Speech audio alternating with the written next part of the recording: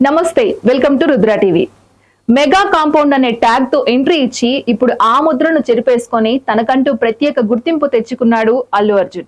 అంతేకాదు mega హీరోలందరినీ cross చేసి pan India star గా హిందీలో ఇండస్ట్రీ హిట్ నమోదు చేసిన హీరోగా తనకంటూ ప్రత్యేక గుర్తింపు ఉంది. చేసినవి కాని కొన్ని చిత్రాలైనా తనదైన నటన, డాన్సింగ్, పోరాట సన్నివేశాలతో తెలుగులో తనకంటూ ప్రత్యేక గుర్తింపు తెచ్చుకున్నాడు. ఇంతింతై అన్నట్లు వెనకాల మెగా, అల్లు వంటి కుటుంబ అండదండలు ఉన్న నటుడిగా తనకంటూ ప్రత్యేక గుర్తింపుని తెచ్చుకున్నాడు. నేడు అల్లు అర్జున్ జన్మదినం సందర్భంగా ఈ స్పెషల్ స్టోరీ మీకోసం.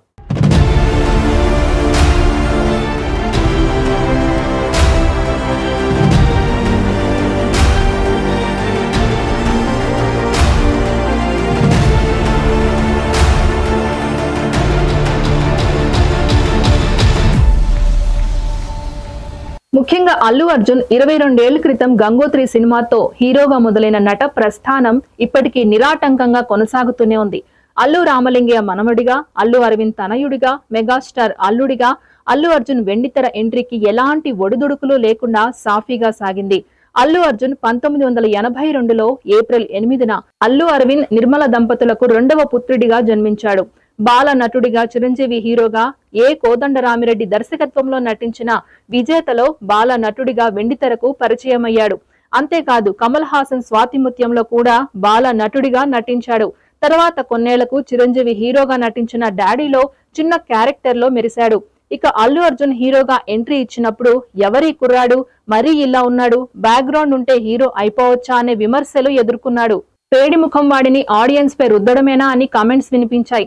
బహుశా తెలుగులో మరే నట వారసుడిపై ఈ రేంజ్ ట్రోల్స్ రాలేదనే చెప్పాలి. గంగోత్రి సినిమా చూసిన వాళ్ళు వీడేంటి ఇలా ఉన్నాడు అన్నవాళ్లే. ఆ తర్వాత అల్లు అర్జున్ చూసి హీరో అంటే ఇలా ఉండాలి అని తన మేక్ ఓవర్ నటనతో విమర్శకుల ప్రశంసలు అందుకున్నాడు.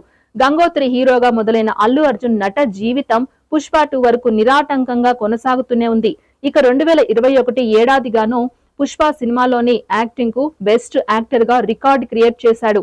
అంతేకాదు పుష్ప ఫస్ట్ పార్ట్ తో తెలుగు నుంచి మొదటిసారి జాతీయ ఉత్తమ నటుడి అవార్డు అందుకున్న హీరోగా రికార్డ్ క్రియేట్ చేశాడు. మన దగ్గర ఎంతో మంది మంచి నటులున్నా కొన్ని రాజకీయాలు, ఇతరాతర కారణాల వల్ల వాళ్లకు ఆ అవార్డు రాలేదు.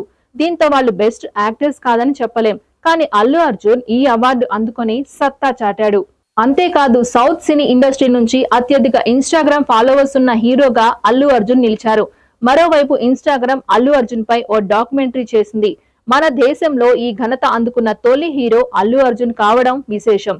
అంతేకాదు ప్రపంచ వ్యాప్తంగా ఎంతో మంది సెలబ్రిటీల మైనపు విగ్రహాలను పెట్టే మేడమ్ టుసాడ్స్ మ్యూజియంలో అల్లు అర్జున్ మైనపు విగ్రహాన్ని దుబాయ్ లో పెట్టారు.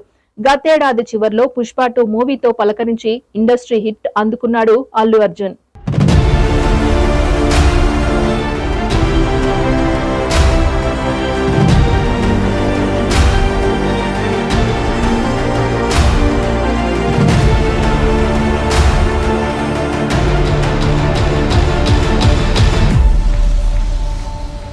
త్వరలో త్రివిక్రమ్ దర్శకత్వంలో పౌరాణిక మూవీలో నటించబోతున్నాడు అల్లు అర్జున్. శివుడి కుమారుడైన కుమారస్వామి జీవితంపై ఈ సినిమా రాబోతోంది.